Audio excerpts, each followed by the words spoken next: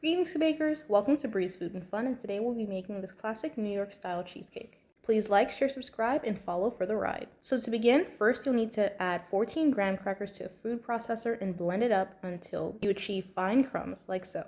I used the highest speed to grind up the crackers quickly. Once that was done, I transferred the graham crackers to a bowl. This is how they look. The texture is reminiscent of fine flour or sugar or gravel. Now add a quarter cup of sugar to the bowl, whisk it in, and then add 1 stick of brown butter plus 2 tablespoons of water. Make sure you scoop in the brown solids, that really contributes to the flavor, and then mix it up using a spatula. When you pinch the mixture, it should clump together lightly, like so.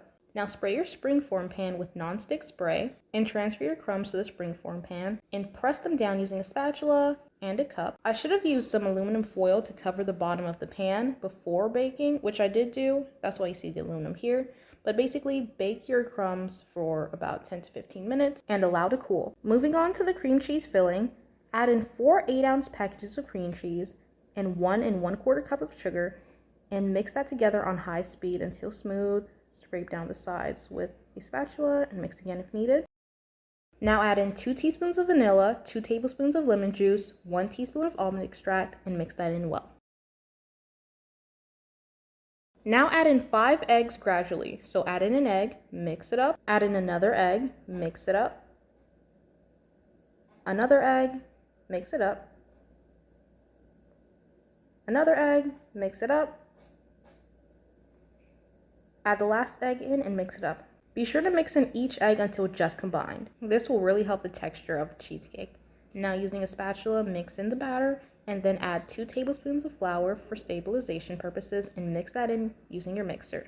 Use your spatula again to mix in your batter and pour it onto your cooled crust. You want to make sure your crust is decently cooled before you pursue this step, which is why you want to make your filling after your crust is done baking. Once you're done pouring it, shake it, tap it onto the counter, put it on top of a surface, and bake for 55 to 65 minutes until slightly jiggly in the center. Now moving on to the sour cream topping. Add in 1 pint of sour cream to a bowl, a 1/3 cup of sugar, 1 tablespoon of lemon juice, and 1/2 teaspoon of vanilla, and use a whisk to whisk it in well. Scrape down the sides with a spatula. Once your cake is done baking and has cooled down, add your sour cream topping.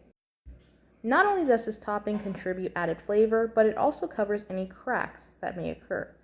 Now use a spatula to spread out the filling and bake it for 10 minutes. Once it's done baking, allow it to cool until room temperature and then refrigerate it for 4 to 5 hours or overnight. Now the next day, remove the aluminum foil and remove the bottom of your springform pan by placing it on a high surface and pushing down.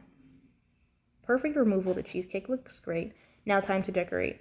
I used strawberries that I sliced in half to place around the perimeter of the cake, and then placed a strawberry rose in the center. Be sure to watch my short on how to make one. Now cut into your luscious cake and remove it. And I just want to say the cake was delectable.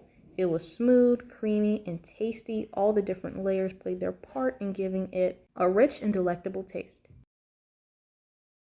Thanks for watching, and I hope you try it.